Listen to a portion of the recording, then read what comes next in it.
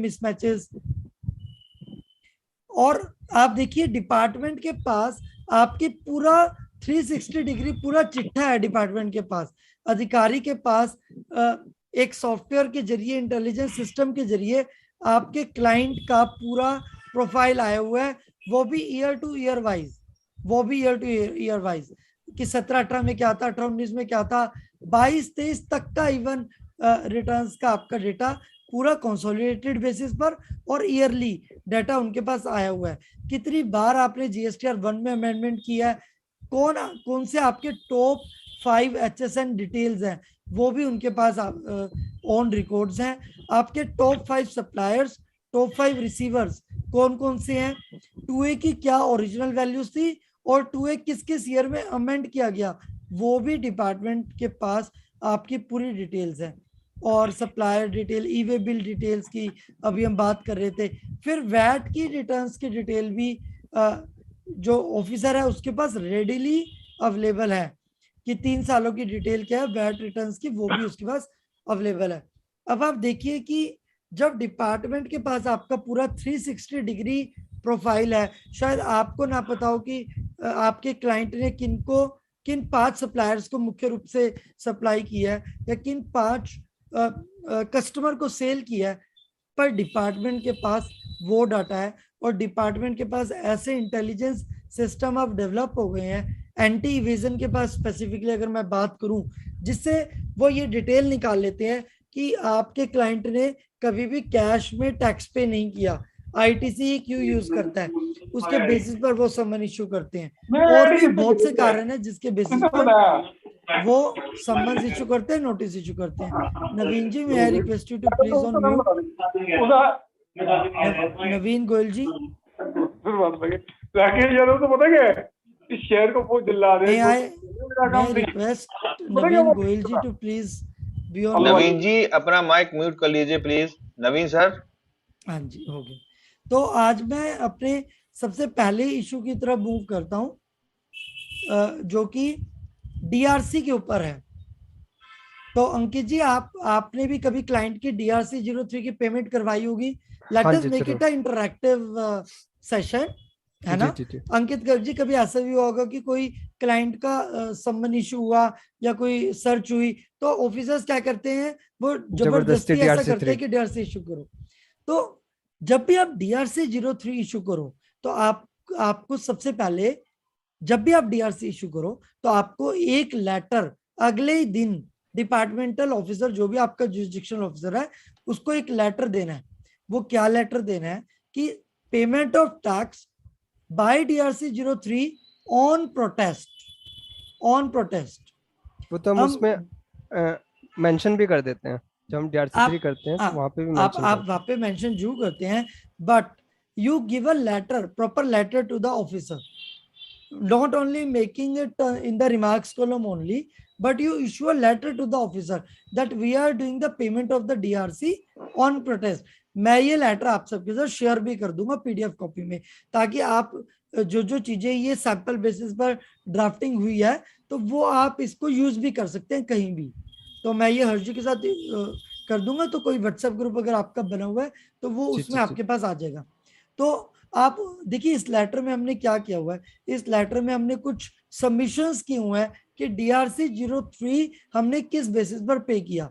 आप देखेंगे अंकित जी, जब डीआरसी 03 इशू होता है तो सिर्फ रिमार्क्स कॉलम पे आप कुछ ही वर्डिंग लिख सकते हैं। हाँ जी, यहाँ पर आप पूरा केस मेंशन कर सकते हैं कि हम सो एंड सो रजिस्टर्ड पर्सन है, हमारा जीएसटी नंबर ये है, हमारे ऑफिस में सर्वे हुआ था जिस पर हमें कुछ एलिगेशन लगे हैं और जो हमारी ये पेमेंट करवाई गई है dated DRC 3 on and we have made this payment on protest basis, एंड हम ये प्रोटेस्ट बेसिस पर कर रहे हैं। साथ में हम ये भी बात कह रहे हैं कि same will be challenged by us on appropriate forum in due course of time, and that was not a voluntarily payment made by us anywhere.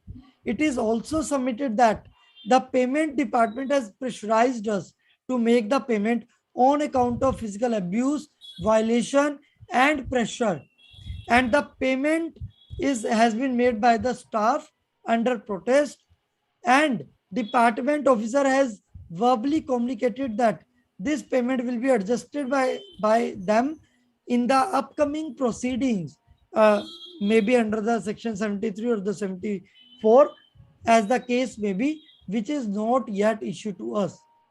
And cite the case law also specifically as per the Honorable Gujarat High Court decision in the case of Shri Ambika Auto Sales and Service, where it was held that the payment in DRC 03 does not mean that payment has been made on a voluntary basis, whereas a registered person has right to protest of the payment as well, and also can make appeal for that payment. Extract of the decision has been appended below for your ready reference.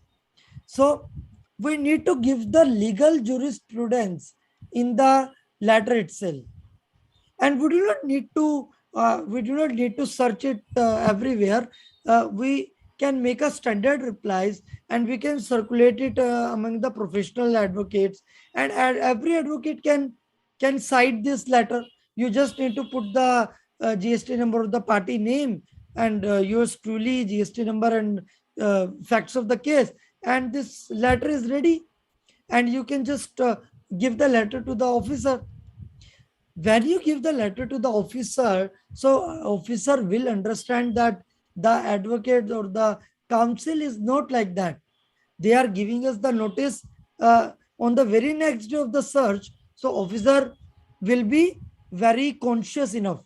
वो आपको ऐसी letter नहीं, ऐसी showcase notice नहीं बना देगा. वो ये बात समझ जाएगा कि द पार्टी अभी इनिशियल स्टेज पर ही अपील करने के लिए रेडी है, और अभी पार्टी अगर इतने फैक्ट्स और केसेस पेश कर रही है तो मेरे को भी पूरा केस को अच्छे से स्टडी करना पड़ेगा, otherwise I would lose the case.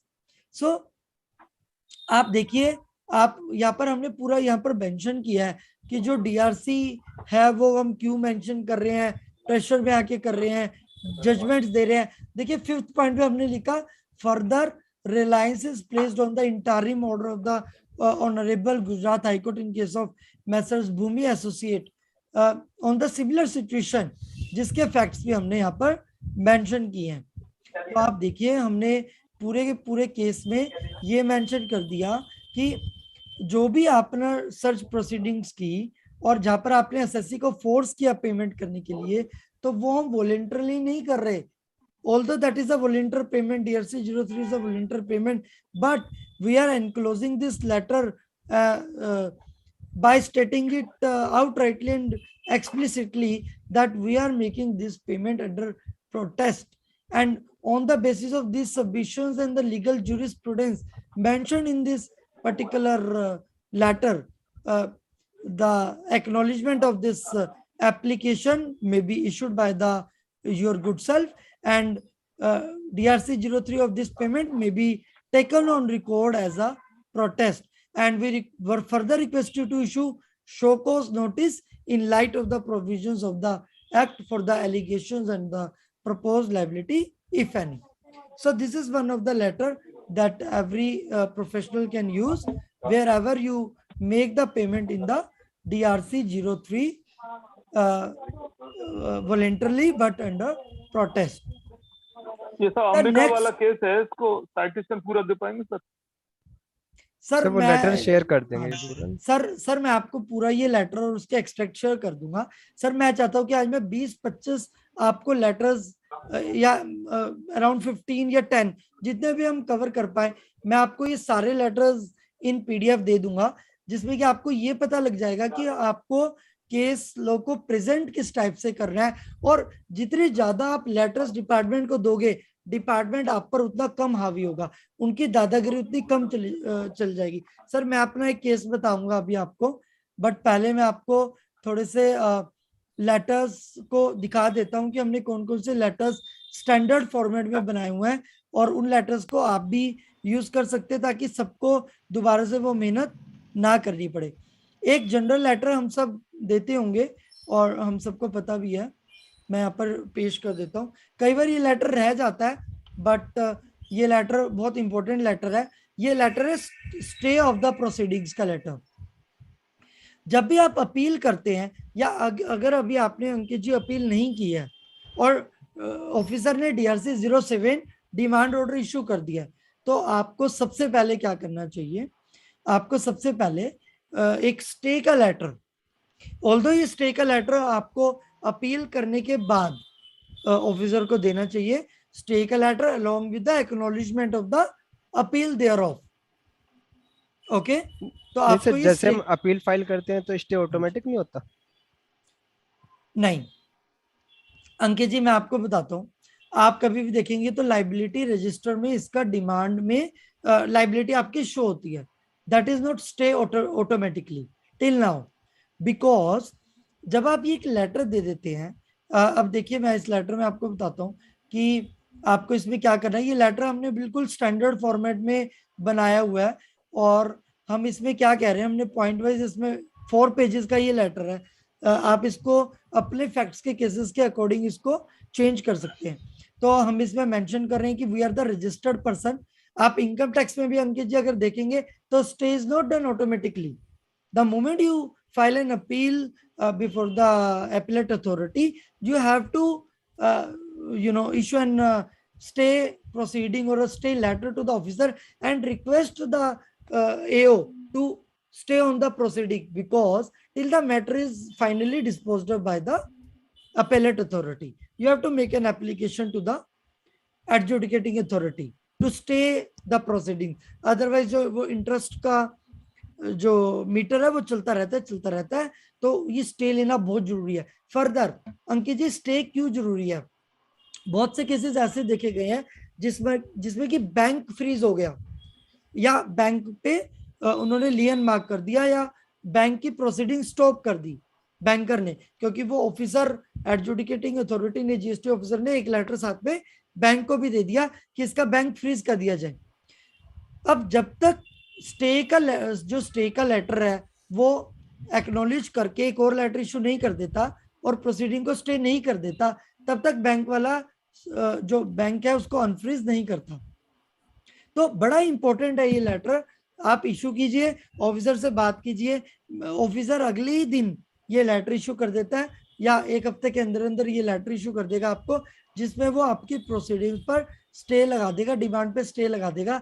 साथ में हम इस लेटर में उसको रिक्वेस्ट करते हैं कि बैंकर को भी आप एक लेटर इशू कीजिए कि वो अकाउंट्स को अनफ्रीज करें, ताकि हम till the time the proceedings are being disposed of by the appellate authority we may operate the accounts, because we are practically facing the difficulties. Our business is stuck, our proceeds are stuck, our debtors are waiting for the payment to be credited in the current account of the assessee, like this. So let us read this letter 1. So it says कि हम registered person है, number 1 point में हमने एक उसका brief देना है SSC का। सेकंड पॉइंट में हम बताएंगे कि हमें ऐसे 73 का नोटिस मिला, जिसमें हमें ये बताया गया था कि आपका आईटीसी क्यों ना डिसअलाउ किया जाए, और जिसका असेसमेंट हुई जिसकी, और असेसमेंट ऑर्डर हमें सर्विस हुआ।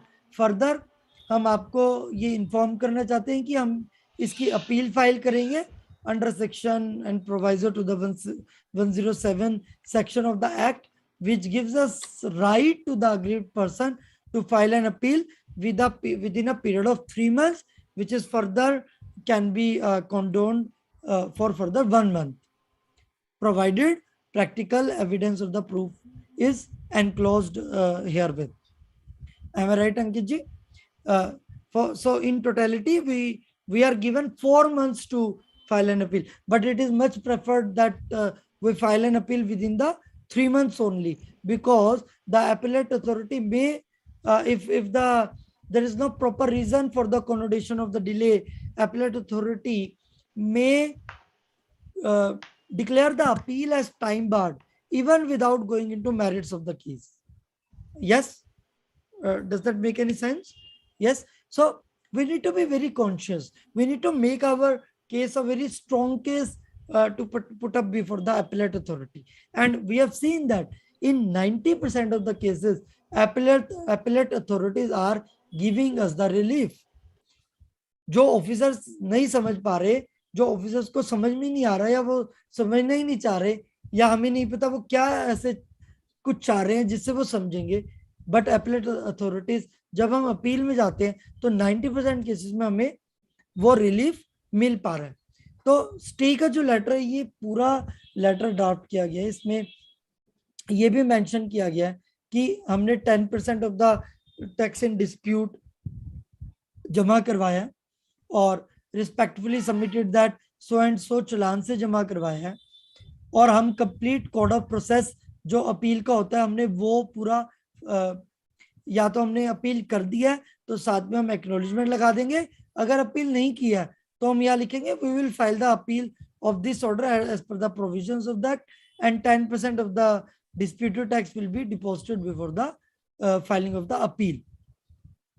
इसमें आप लिखेंगे कि 90% ऑफ द डिमांड आप स्टे के लिए प्रोसीडिंग, स्टे के लिए एप्लीकेशन लगा रहे हैं, और इसमें आप रिलायंस, हमने यहाँ पर एक केस लॉ भी मेंशन किया है that reliance is placed on the honourable supreme court decision in the cases of C Pradeep versus commissioner of GST, it was a SLP number so and so, whereas honorable court has ordered that whereas TRP has deposit on amount more than 10% of the tax, the recovery provision will automatically stayed by the virtue of 107, and the extract of which is further reproduced as below. You may refer this case, and it's very good case and food for thought, and whenever this case is presented and cited in your letter of the stay proceeding, it is 90% chances that officer will give us the stay letter and will also pass the notice to the or the stay letter to the bank also. So different हमने यहाँ पर 2-3, एक Allahabad high court का भी case लो था, वो भी हमने यहाँ पर मेंशन किया है, जिसमें पैटिशनर की जो अपील थी वो एंटरटेन हो गई थी और उन्होंने भी ये कहा कि स्टे प्रोसीडिंग्स ऑटोमेटिकली इम्पोज हो गई है और पेनल्टी की फर्दर प्रोसीडिंग्स लगाना इज इलीगल। फर्दर एक ऑनरेबल गुजरात हाई कोर्ट का डिसीजन था, तो उसमें भी इस तरीके से स्टे प्रोसीडिंग्स को अलाउ किया गया।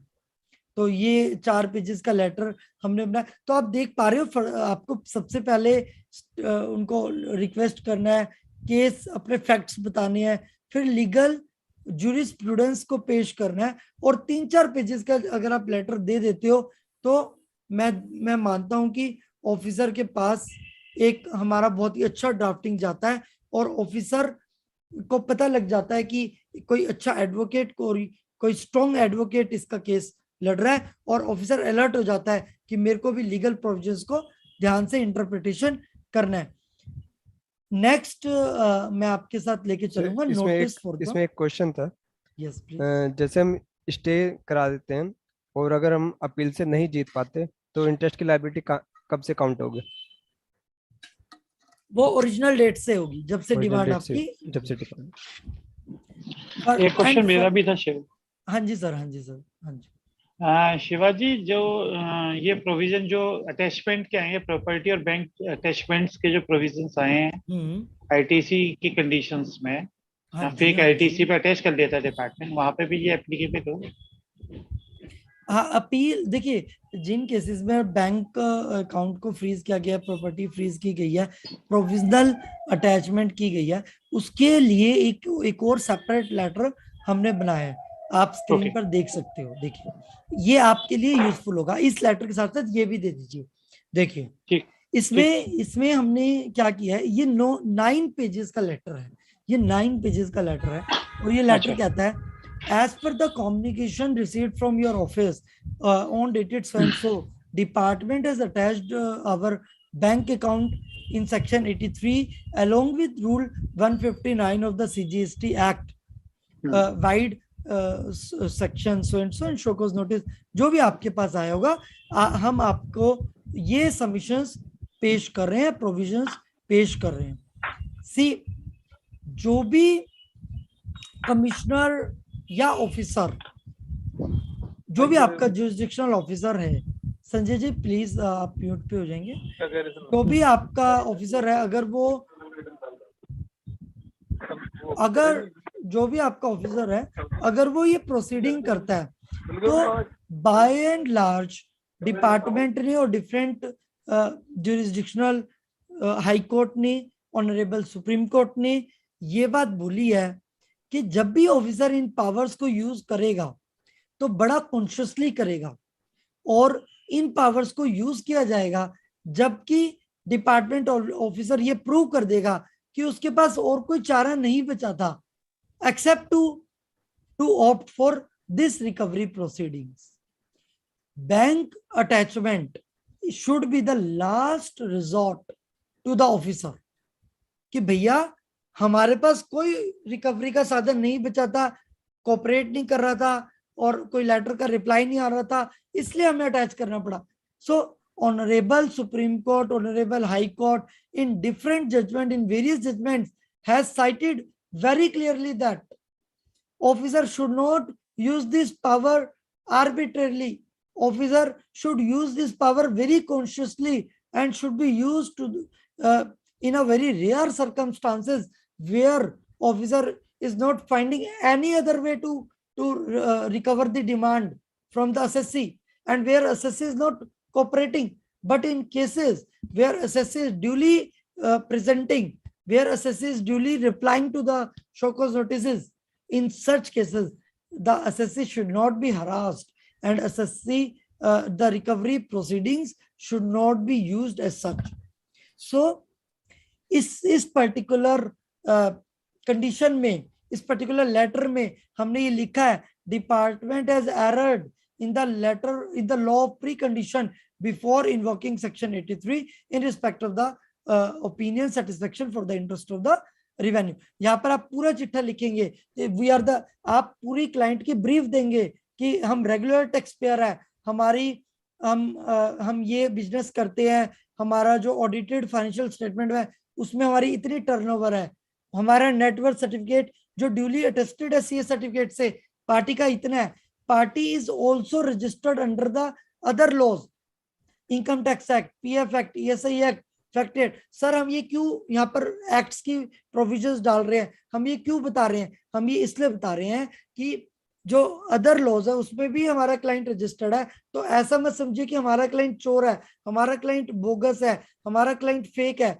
ऐसा बिल्कुल नहीं है. अदर लॉज में भी हम प्रोविजंस को फॉलो कर रहे हैं, और there are no proceedings ongoing under the different acts, factory act, ESI act, income tax act, whereas turnover is also reflecting in the audited financial statement. तो देखिए जो भी केसेस होता है मैं पूरे 2 पेजेस का पहले प्रोफाइल बनाता हूँ, मैं उनसे एबओए, एओए, अगर कंपनी है तो मैं सब कुछ मंगवाता हूँ क्लाइंट से. पहले मेरे को अपना ब्रीफ स्नैपशॉट दो, अपना ब्रीफ प्रोफाइल दो, क्या करते हो, कितने साल से कर रहे हो, अपने लास्ट 2-3 इयर्स की ऑडिटेड बैलेंस शीट दो, कौन कौन से एक्ट में रजिस्टर्ड हो, कहाँ कहाँ रजिस्टर्ड हो, उन सब कर मेरे को नंबर्स दो, जीएसटी नंबर दो, अगर इन मोर देन 2 स्टेट्स हो, 3 स्टेट्स हो, सबके जीएसटी नंबर दो, टर्नओवर दो.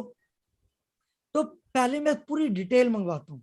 तो हमको होना चाहिए कि हम सिर्फ एक जेनरिक 1 पेज का रिप्लाई ना दें, 2 पेज का रिप्लाई ना दें, हम कम से कम 8 से 9 पेजेस का रिप्लाई दें.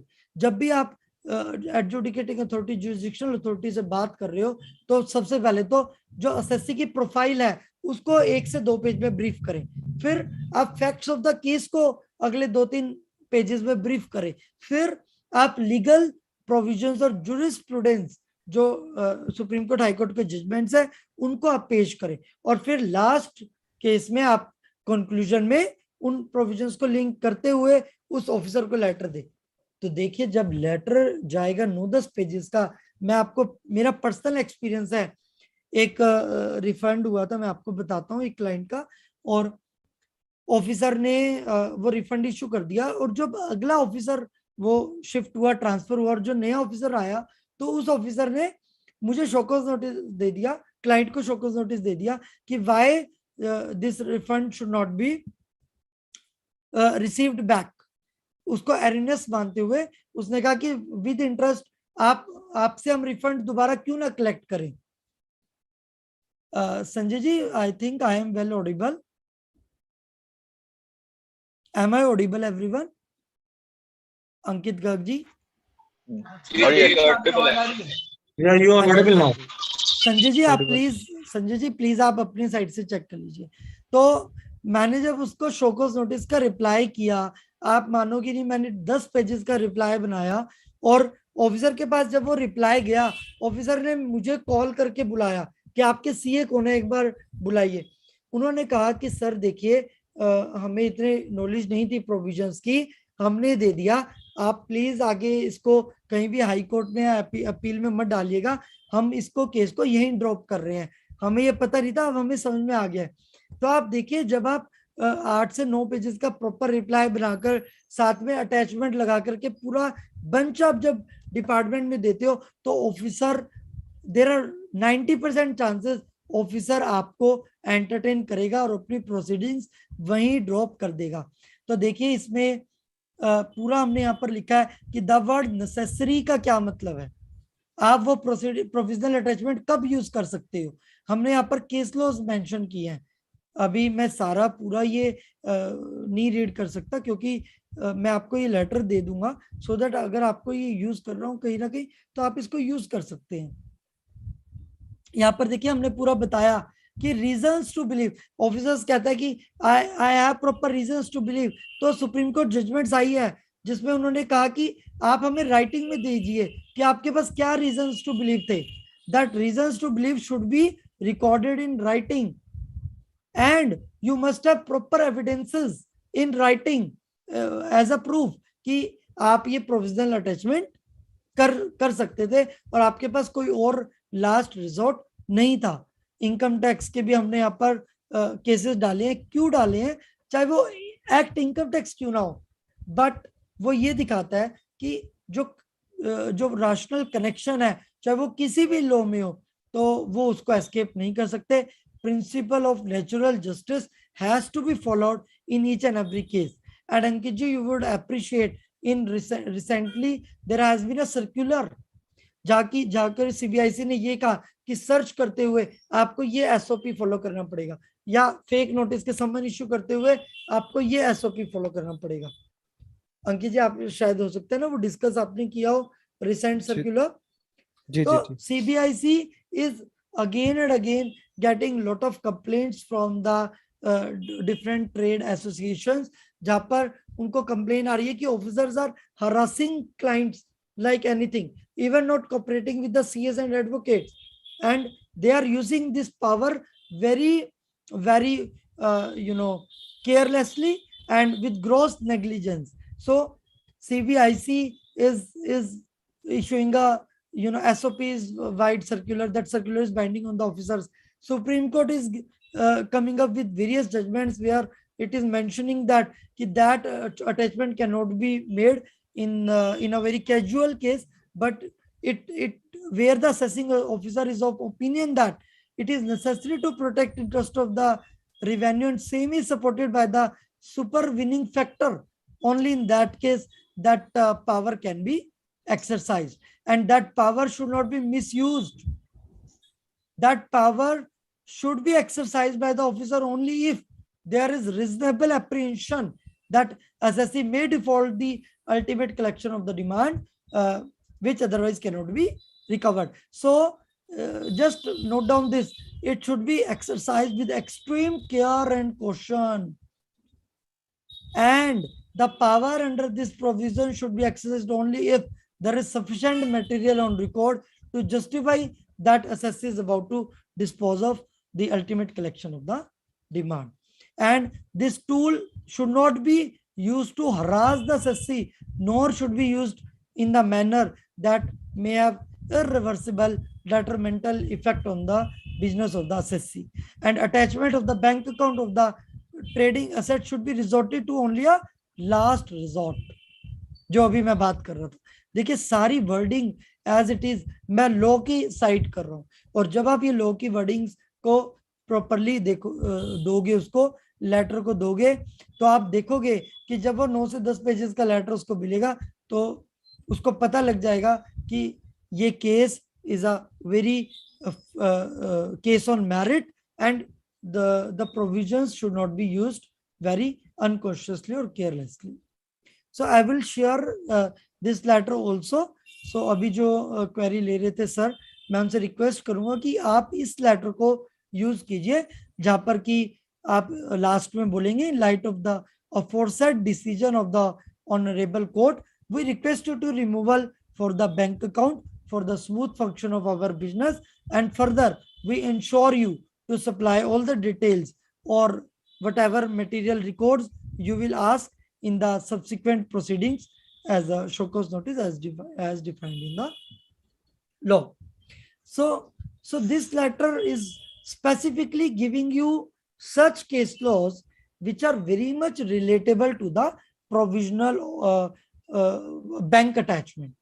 So the one letter I have shared with you is the DRC 03 on protest. Second is the application for stay on proceedings, and third one is the recovery or removal of the bank attachment or the property in case the same powers have been exercised by the officer. The fourth one is the very much famous issue, जिसके ऊपर हमें सबको letter आता ही आता है, notice आता ही आता है, that is the mismatch between the R1 and 3B.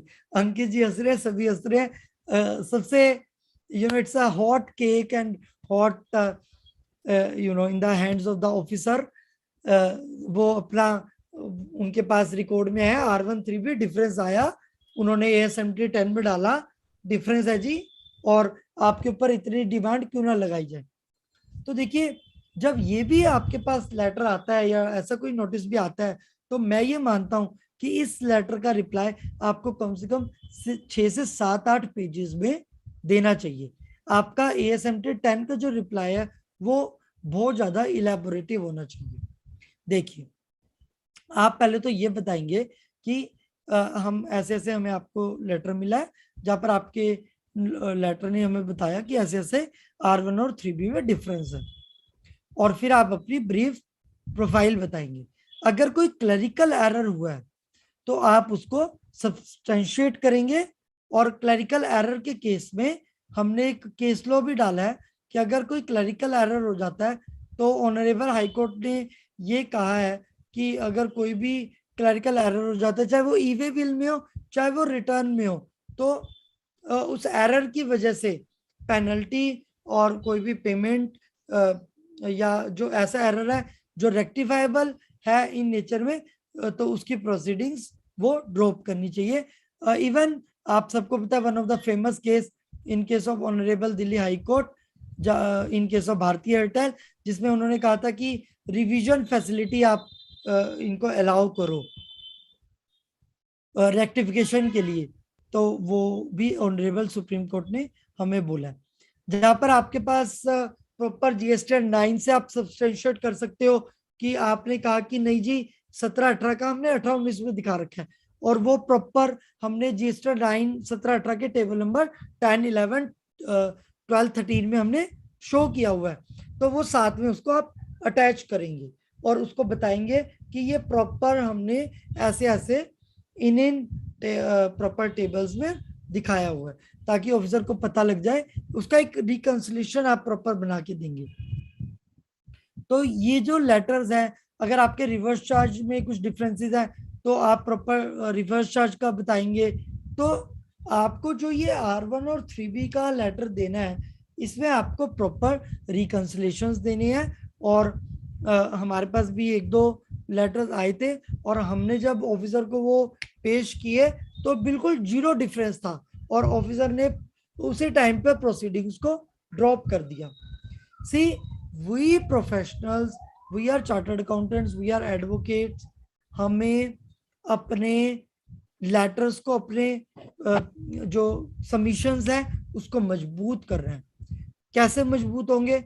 हमें प्रॉपर क्लाइंट से सारी डिटेल लेनी है, साथ में हमें सारी चीजें अटैच करनी है, चाहे वो GST 9 हो, R1 हो. सितंबर में लिया है तो सितंबर की आप 3B पेश करें साथ में, और उसको प्रॉपर बंच बना करके आप दो, प्रॉपर रिकंसिलिएशन दो, और जो उसको समझ आ सकता है सिर्फ वो ही दो. जो वो बात अलग है, वो समझना ही नहीं चाहते. कई बार वो कहते हैं सर ये आप छोड़िए, आप हमसे अलग से मिलिए, आप 5 बजे के बाद ऑफिस आइए, तो हम आपको बताएंगे डिफरेंस कैसे क्लियर हो. वो बात ही अलग हो गई।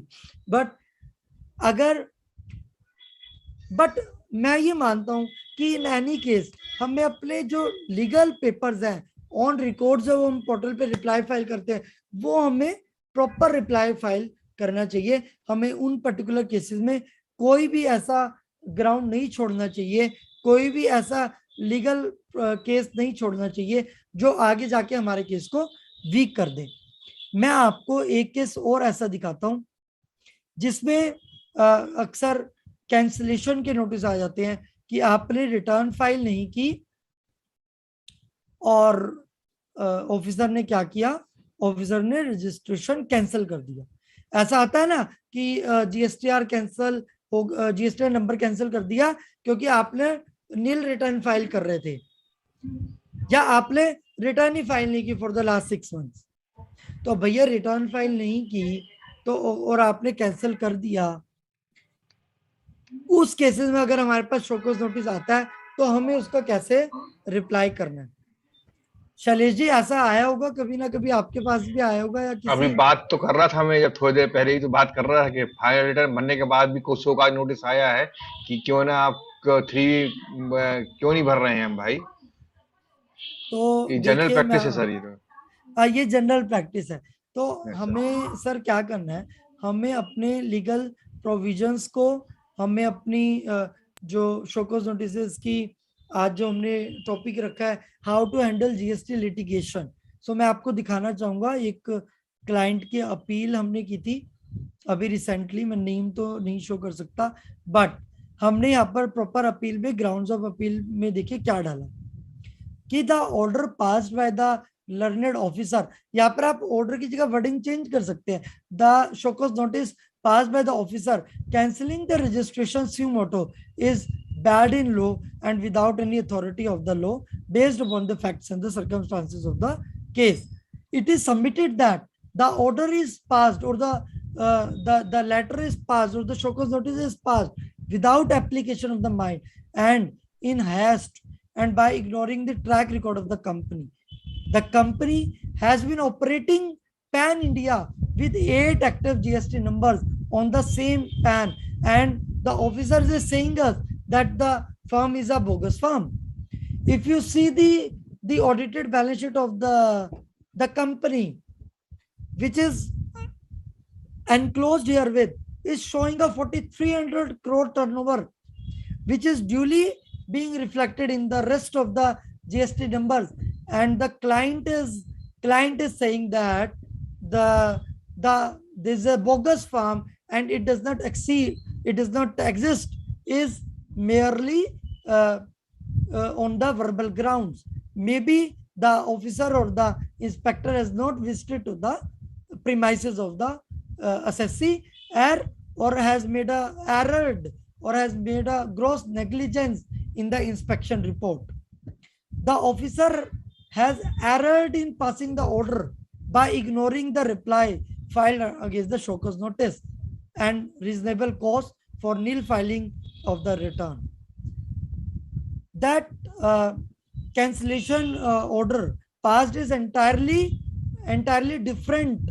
Hence, no opportunity of being heard has been provided, which is violative of the principle of natural justice and first proviso to the subsection 2 of the section 29 of the CGST Act.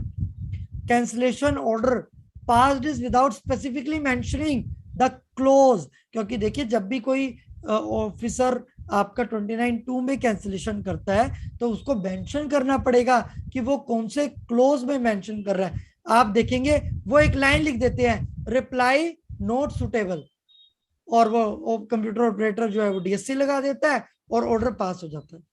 So is it the speaking order that officer needs to pass? Has the officer properly given the clause number under which he is cancelling the order, he cancelling the registration and passing the order? Has officer provided the 3 opportunities of being heard?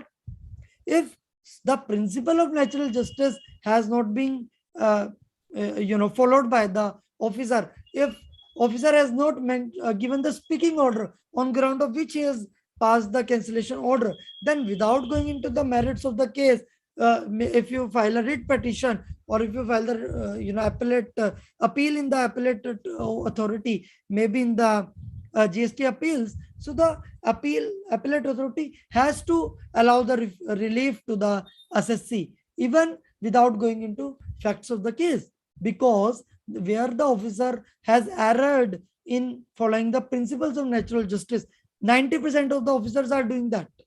एक line लिखते हैं कि जी show cause notice is not okay, reply to the show cause notice is not satisfied, that's it. कोई section से कोई मतलब नहीं है. दिल्ली वाले क्या लिखते हैं, as per the Delhi GST act 2017, आप पढ़ लीजिए, सेक्शन ही मेंशन नहीं है.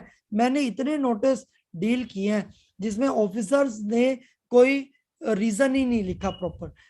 देखिए ऑफिसर्स की कमी, ऑफिसर्स को का प्रॉपर नॉलेजेबल ना होना, ये हमारे लिए एक अपॉर्चुनिटी है. हमें परेशान नहीं होना चाहिए, हमें तो खुश हो जाना चाहिए अंकित जी. जहां पर भी आपका ऑफिसर को नॉलेज नहीं है सेक्शंस की, तो उसको ज्यादा नॉलेज मत दीजिएगा, उसको कहो जी आप ऑर्डर पास कर दो. आप अगर रिप्लाई से संतुष्ट नहीं है, आप अगर किसी और कारण से और संतुष्ट नहीं है, या आप किसी भी कारण से संतुष्ट हो ही नहीं पा रहे, तो आप ऑर्डर पास कर दो. आप ऑर्डर पास करेगा वो, उसको ये भी नहीं पता कि ऑर्डर कैसे पास करना. तो देखिए जहां पर हमने लिखा कि officer has failed to undertake the reasonable steps like physical verification of the premises before cancelling the GST registration, and the appellant craves the right to add, amend, modify, resign, supplement of any of the grounds later on. हमारा यहाँ पर कॉन्डोन भी हमने किया. तो देखिए हमने specifically एक प्रॉपर कॉन्डोनेशन की एप्लीकेशन यहाँ पर रखी, और फिर लीगल प्रोविजंस हमने मेंशन किए कैंसिलेशन के. प्रॉपर हमने यहाँ पर लीगल जुरिस्प्रूडेंस रखा, किन केसेस पर रूल 21 के अकॉर्डिंग किन केसेस पर आपका जीएसटी नंबर कैंसिल हो सकता है. आप अंकित जी ये बताइए, क्या अगर कोई रजिस्टर्ड पेयर नील रिटर्न फाइल कर रहा है लास्ट 6 मंथ से, फाइल जरूर कर रहा है पर नील कर रहा है, क्या रजिस्ट्रेशन कैंसिल कर सकता है ऑफिसर? नहीं कर सकता. और आप देखेंगे कितने ऐसे केसेस हैं जहां पर नील केसेस में भी वो कैंसिल कर रहे हैं. नहीं कर रहे? बिल्कुल कर रहे हैं. तो आपके पास अथॉरिटी, आपके पास पावर है, आप एक प्रॉपर ये इस तरीके के रूल्स, प्रॉपर रूल्स को बेयर एक्ट से लेके डाल दीजिए.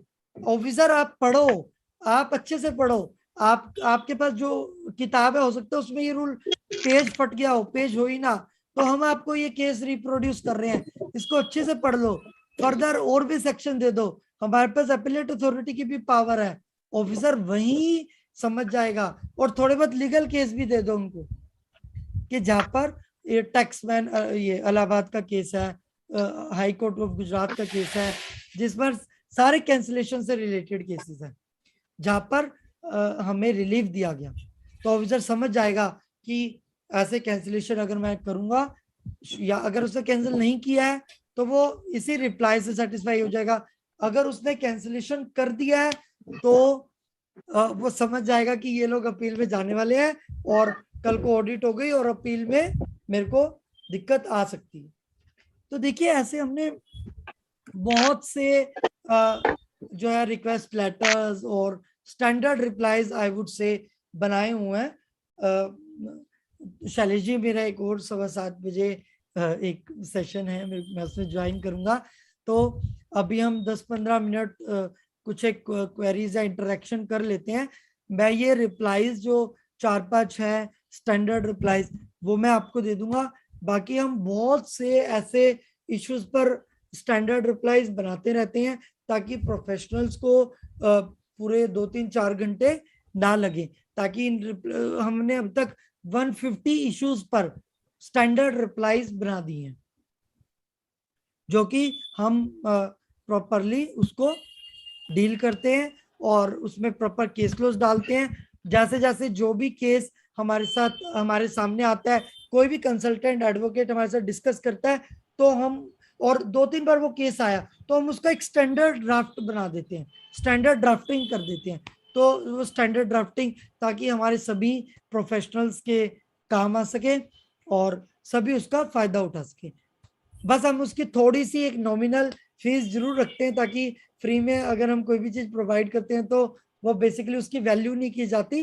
तो बिल्कुल नॉमिनल हम उसका फी रखते हैं, ताकि जो भी स्टैंडर्ड रिप्लाई आप उसको उसका वर्ड फॉर्मेट भी देंगे, ताकि आप उसको आगे उसके केस लॉज को यूज कर सके और जल्दी से जल्दी रिप्लाई डिपार्टमेंट को फाइल कर सके। क्योंकि हो सकता है आपके पास 100 क्लाइंट्स हो और 100 नोटिस के रिप्लाई आपको बनाने पड़े, तो एक एडवोकेट के लिए तो 3 से 4 दिन, 5 दिन, 6 दिन वो लगा रहेगा। अगर ये स्टैंडर्ड रिप्लाईज लिटिगेशंस के आपको मिल जाए तो बहुत हेल्प हो जाती है, बहुत ज्यादा हेल्प हो जाती है। अब तक हमने 150 इश्यूज पर ये रिप्लाई बना दिए हैं और फर्दर हम कोशिश करते रहते हैं कि जो भी केस हमारे सामने आता है उसमें हम ये चीजें डालें, ताकि हम लीगल बैकिंग के ऊपर ऑफिसर से लड़ सके, ना कि ऑन अदर ग्राउंड्स जो कि वो बोलते रहते हैं। तो देखिए, जितने हम कागजों में स्ट्रॉन्ग होंगे, जितने ज्यादा लेटर्स आप दोगे ऑफिसर को, ऑफिसर उतना ज्यादा अलर्ट हो जाएगा और ज्यादा चांसेस है कि हम फर्स्ट लेवल पे जीत जाएंगे। और अगर हमें उसमें अपील भी करनी पड़े तो भी हमें कोई दिक्कत नहीं होनी चाहिए। और इन केसेस जहाँ पर अपील में भी टाइम लग रहा है, हाँ, एक एप्लीकेशन फॉर अर्ली हियरिंग आपको जरूर देनी चाहिए। अभी एक सर बता भी रहे थे, शायद आनंद जी थे या कौन थे, कि एप्लीकेशन फॉर अर्ली हियरिंग आपको जरूर लगानी चाहिए साथ में। और 500 रुपए का डीडी, उसमें मैं एक सजेस्टिव बताता हूं कि आप उसमें डीडी जरूर लगा दे 500 रुपीज का एप्लीकेशन फॉर अर्ली हियरिंग के साथ साथ, ताकि आपका केस अर्ली हियरिंग के लिए एलिजिबल हो जाए और फिर आपकी हियरिंग करके आपको रिलीफ का ऑर्डर मिल जाए। तो बहुत छोटी छोटी चीजें हैं। कई जगह पर आप क्रॉस एग्जामिनेशन भी मांग सकते हैं। मैंने एक केस में क्रॉस एग्जामिनेशन मांगा था और वो मेरे को हाई कोर्ट से अलाउ हुआ, और फिर ऑफिसर को ये पता भी नहीं था कि क्रॉस एग्जामिनेशन करवाते कैसे हैं। तो कमिश्नर के पास ये केस गया और उसने क्रॉस एग्जामिनेशन करवाई। तो हमें जो लॉ ने पावर्स दी है, प्रिंसिपल ऑफ नेचुरल जस्टिस ने जो पावर्स दिया है, हम उसका प्रॉपर सदुपयोग करें, प्रॉपर यूज करें। तो आप देखोगे, आप बिना किसी और अदर मैनेजमेंट के मैनेज करने के, आप लीगल बैकिंग पे ही केसेस को जीत जाओगे। तो I would like to humbly submit that because the time is very limited with me. So, and there are a lot of issues in the GST that can be discussed here, and I have prepared a drafting of lot of issues that can be discussed here, maybe with the cancellation or revocation or even the fake invoices, or where the ITC has been rejected, उसका cancellation हो गया retrospectively, तो मेरे को उसने notice दे दिया। तो उन केसेस में भी हमने डील किया और प्रॉपर केस लॉज के साथ एक स्टैंडर्ड रिप्लाईज बनाने की जरूरत की है। So with these words I would like to thank the executive committee of the association, the learned professionals, chartered accountants, my dear seniors and my dear friends, that we are professionals and we always remain professionals. We are not commission agents. We are not any brokers that we should facilitate in the licensing. Our specialization, our authorities, our professionalism, our professional charges can be collected only when we are expert in the drafting of any notice, drafting of any appeal, drafting of any writ petition, or any kind of drafting. If we are strong in writing, in legal drafting, then I am sure that client will pay you. There is no reason that officer will harass the client and the advocate. There is no reason that client will not pay us. We need to be strong enough and we need to put our case in such a way that reflects our professionalism, our legal expertise. If the learned higher advocates, the officers who are doing that, जिनके कुछ नाम है market में, वो लोग जब case को deal करते हैं तो वो लोग ड्राफ्टिंग के दम पे जीतते हैं. What one man can do, so can another. अगर वो कर सकते हैं तो हम भी कर सकते हैं. Over the past 2 years मेरा ड्राफ्टिंग में इतना ड्रामेटिकली इंटरेस्ट हो गया. I keep on reading the case laws, keep on reading different provisions. Your English will improve. You will have different words जो आपको quote करने हैं. Reliance is placed on, learned officer. You will have the the wordings or the verdict जो आपको appeal में लिखने होते हैं wordings. तो वो आपको वहां से आपको एक फ्लेवर मिल जाता है कि आपको ड्राफ्टिंग करनी कैसे है. Keep on reading the case laws. Google पे आप देखिए इतने केस लॉज मेंशन है. आपका अगर कोई ऐसा केस लॉ आया है आप मेंशन करके पढ़िए.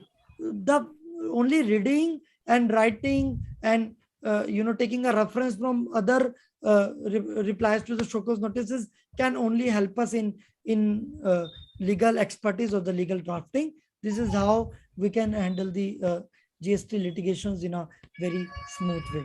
If any queries are there, I'm sitting here to receive that. With this note, I thank each and every one of you for your patient hearing, and I wish and look forward to the interactions that the learned learned advocates of the chartered accountants, the professionals sitting here, you all are senior to me. I keep on learning from you as well, and nowhere I'm a very young professional, and I keep on discussing with the senior the chartered accountants of the advocates who are very, very expert in the draftings, and keep on learning. We all are sharing and learning on these platforms provided by different associations. So that should be used here. So thank you so much, and the stage is yours now. Over to you, Shalish. किसी को कोई नहीं हो तो पूछ लीजिए. हाँ जय सर पूछ लीजिए. हाँ जय सर. गोयल सर पहले आपका नंबर दीजिए मेरे को. I'm just keeping my mail ID and mobile number in the chat box. सभी के लिए शेयर कर दीजिए उसको. हाँ जी. CA Shiva Goel @gmail.com, and this is something this is my mobile number 895042529. I have just shared that in the chat box. So any discussion can be done case to case basis, or if there is any generic query regarding litigation or anything, then we can discuss it over here. I think so.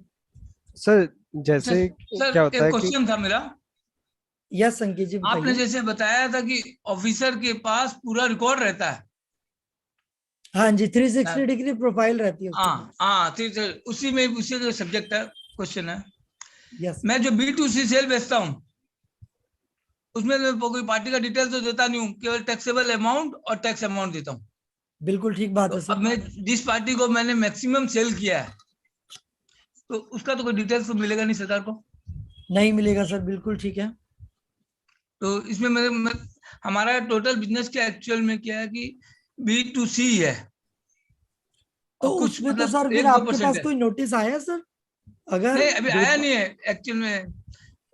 मैं भी क्या कि advocate नहीं हूँ, लेकिन आप लोगों के साथ बैठ के जो सीख रहा हूँ ना क्लास, लोग मेरे को एडवोकेट समझने लग गए. ये सर ये वेस्ट बंगाल कलकत्ता से हैं और एक व्यापारी हैं और ये हर वेबिनार में आते हैं सर. Great sir, great. आप सर आपका ये प्रोफेशन ही, even then you are learning, so I can understand that. Sir आपको कोई नोटिस आएगा भी नहीं तब, क्योंकि अगर आप उसीलिए मैं इस वेबिनार से इतने जो शिक्षा मिल रही है ना उसका पूरा यूटिलाइज कर रहा हूँ मैं. बहुत बढ़िया सर, बहुत बढ़िया, and congratulation sir, congratulation. Thank you sir. Ankit ji आप कुछ बोल रहे थे? जी, मैं जैसे आपने कुछ लेटर्स कहा है, पोर्टल पे कोई ऐसा ऑप्शन अवेलेबल नहीं है जहाँ पे हम लेटर पोस्ट कर सकें, और बहुत सी जगह जहाँ पे हम लेटर देना भी चाहते हैं तो अधिकारी लेने से मना कर देते हैं. तो क्या अगर हम सिर्फ उन्हें मेल कर दें या कुछ कर दें तो उससे भी कुछ? सर देखिए, मैं करता हूँ पर्सनली वो 3 चीजें करता हूँ. देखिए सर, ASMT 10 तो आपका ऑनलाइन अपलोड होता ही है. जी जी जी. और जो भी नोटिस हैं वो ऑनलाइन अपलोड होती ही हैं. तो नंबर 1. नंबर 2, आप उसको स्कैन करके उसको मेल कर दीजिए.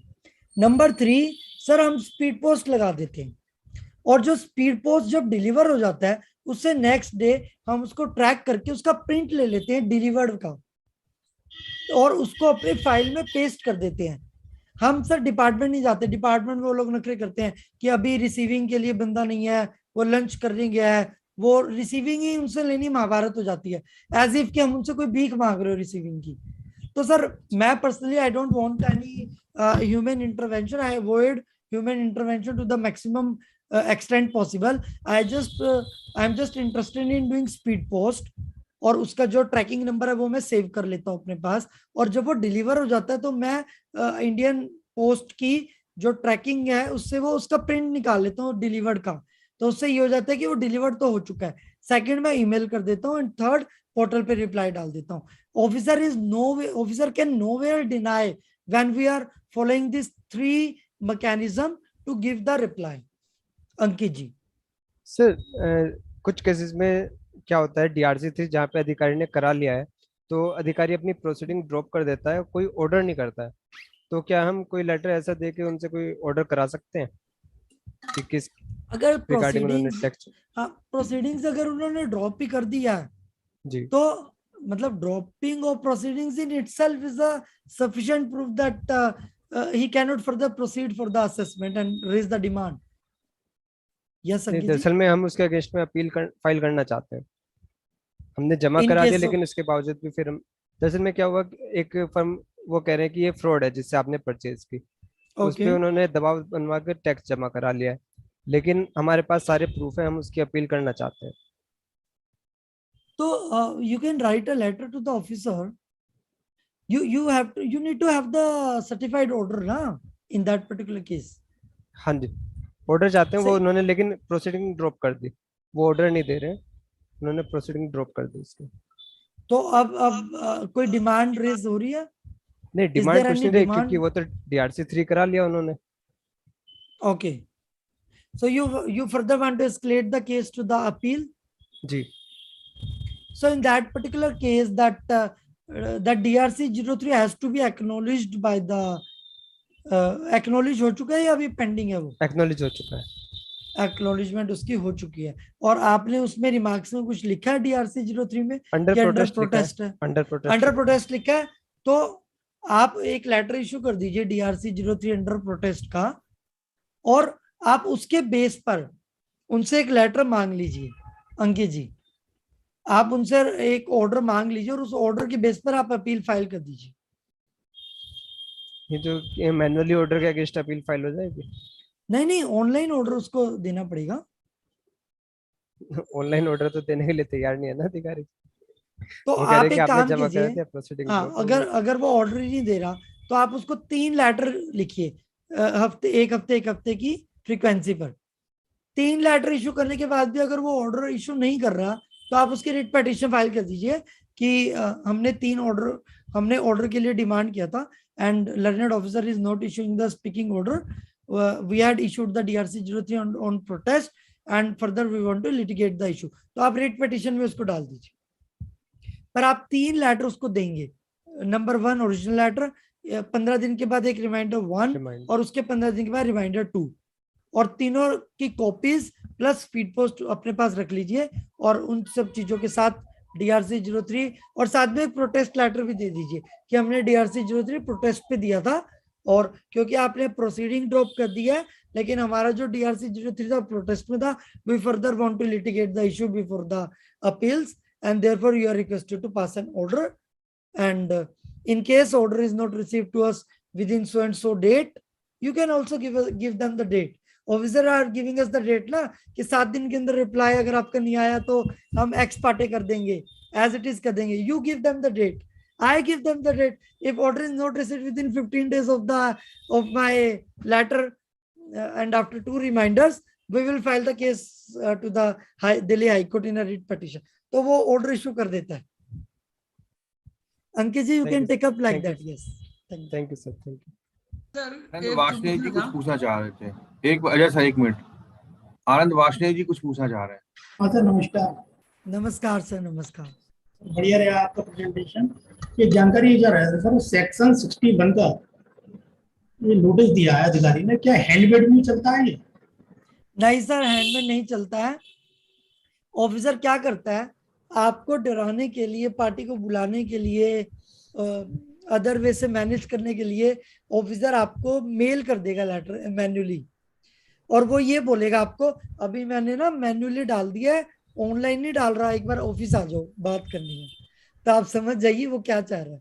तो आप उससे बोलिए कि आप ऑनलाइन इस लेटर को डालिए, only then I will appear. ये कहते हैं सर 5 बजे के बाद मिलेंगे। नहीं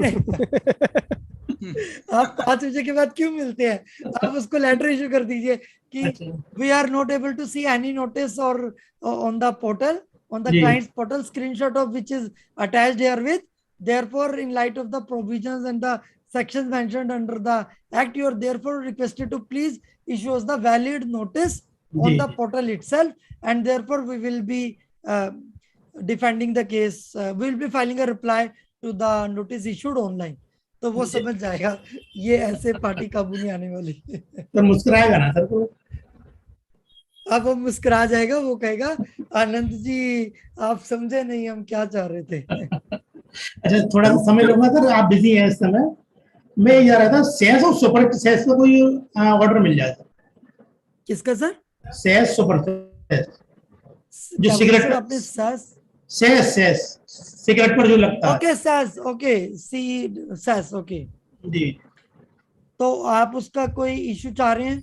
हाँ उसका drafting sir I will look upon, I think सस्कर है नहीं, मैं एक बार देख के बता दूंगा, आप मेरे को व्हाट्सएप कर देना sir personal. Okay sir, okay thank you sir. Thank you so much, thank you. Sanjay कुछ पूछ रहे हैं? हाँ सर, मैंने जैसे परचेज किया था तो उसने ऑफिसर ने बोला कि बोगस है, तो पहले तो सब पेपर दिखा दिया मैंने और उसने उसकी इंक्वायरी भी कर लिया। फिर 6 महीने बाद वापस मेरे को नोटिस भेजा तो फिर मैंने सबको डॉक्यूमेंट दिखा दिया। उसके बाद अगर वो उसको केस को क्या ड्रॉप कर दिया है कि मेरे को तो अभी तक ऑर्डर तो नहीं मिला।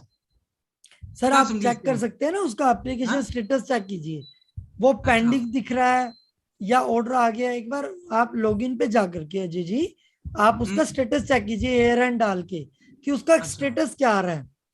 आप ऑनलाइन चेक कर सकते हो उसका स्टेटस, तो आप ऑनलाइन चेक कीजिए, या तो वो प्रोसीडिंग पेंडिंग शो करेगी, नहीं तो वो डिस्पोज ऑफ होगी और officer is also time bound to close the proceedings, तो वो अदरवाइज भी आपको अब उसको ऑर्डर को देना ही पड़ेगा आपको।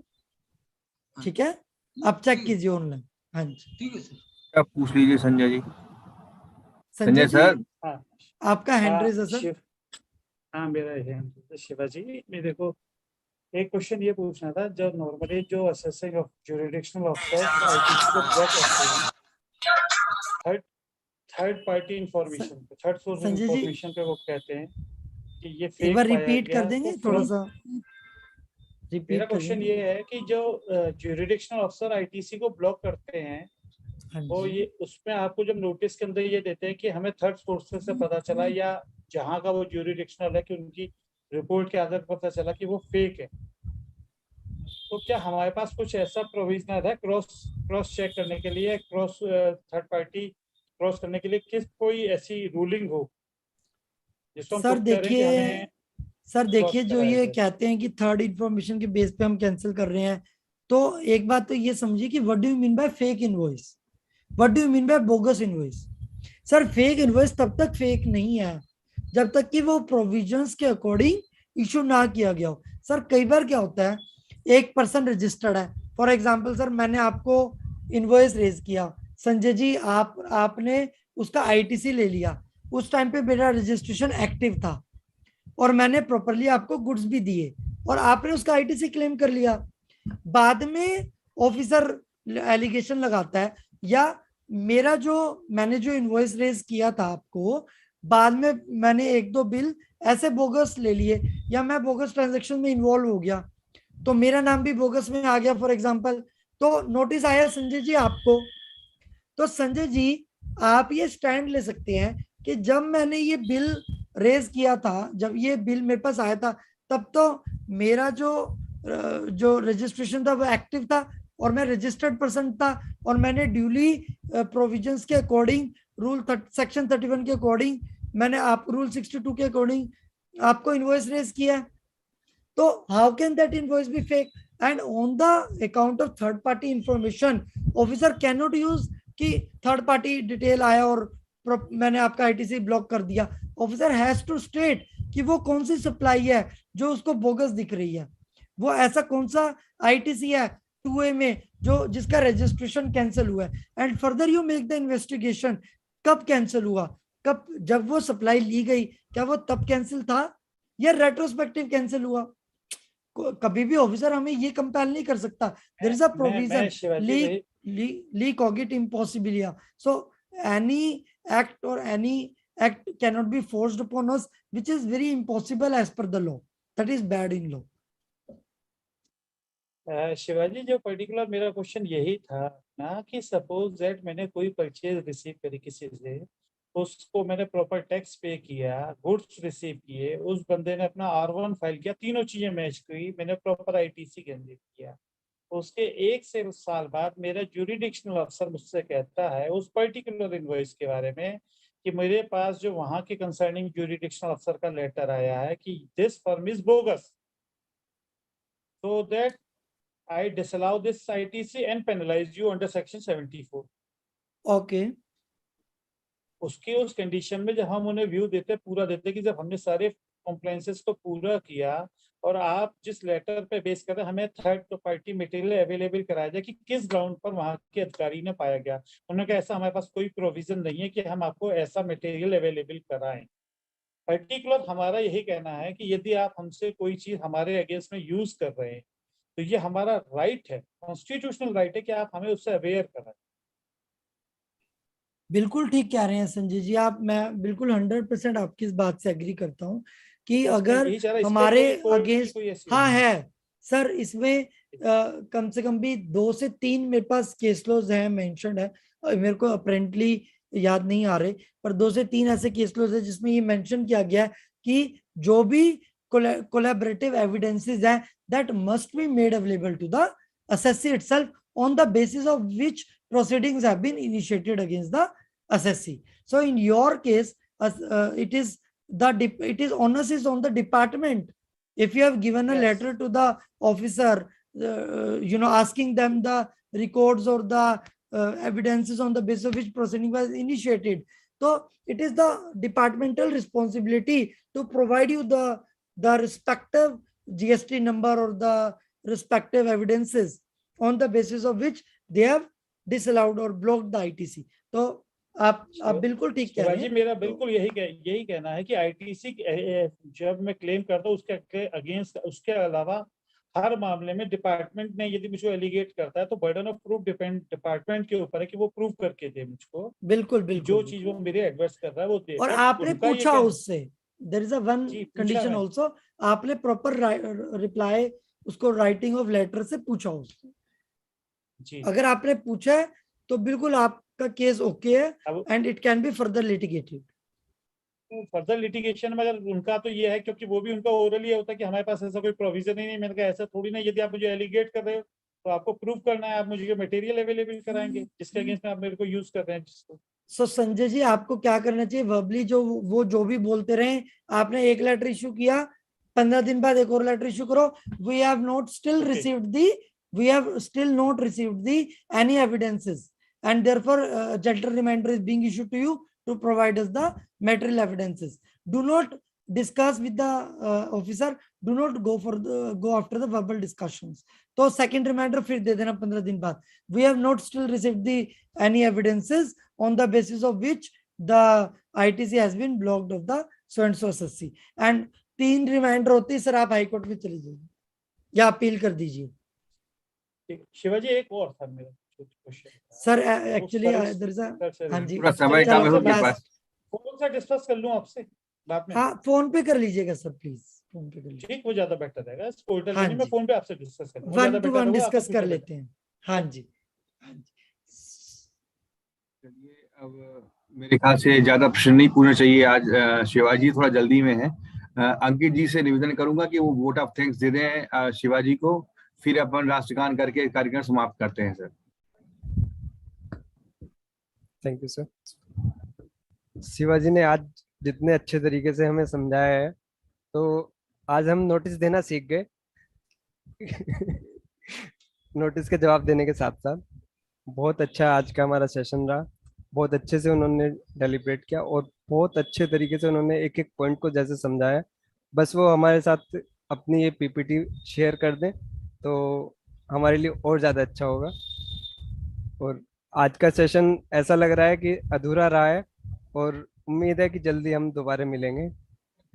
जरूर सर, सभी एसोसिएशन की तरफ से आपको बहुत बहुत धन्यवाद। और अब हम राष्ट्रगान स्टार्ट करते हैं सर। आपका हम लोग अपने अपने स्थान पे खड़े हैं। एक मिनट सर, थोड़ा मैं चालू कर लूं। जी सर, जी जी जी।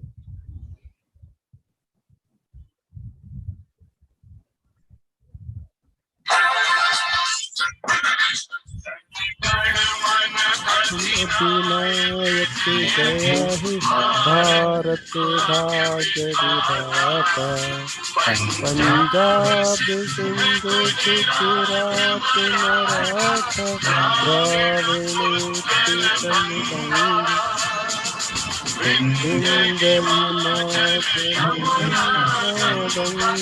उच्छल जल तरंगा, तब शुभ नामे जागे, तब शुभ आशीष मांगे, गाहे तब जय गाथा।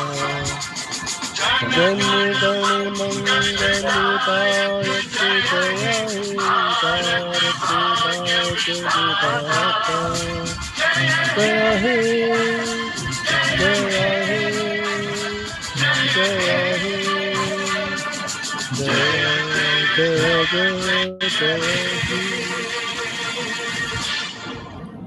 भारत माता भारत की माता की जय। जय। भारत माता की जय। भारत माता की जय। So it was a patient, sir. It was really a pleasure for me to interact with you all learned professionals, and I look forward that I keep on interacting with you guys. But due to some paucity of the time, we have to leave early, and sometimes we are busy in the sessions. But for sure, sir, I will come up again with certain more issues and with certain more draftings, and we'll share with the professionals. Thank you so much, sir. Thank you for Thank you, your sir. for the Thank you. invitation and for your organizing these sessions on a weekly basis. It's really a remarkable effort that you all guys are doing. Thank you so much. Thank you, everyone. आप सभी लोग Thank you. शामिल हुए, आपका सबका बहुत बहुत धन्यवाद।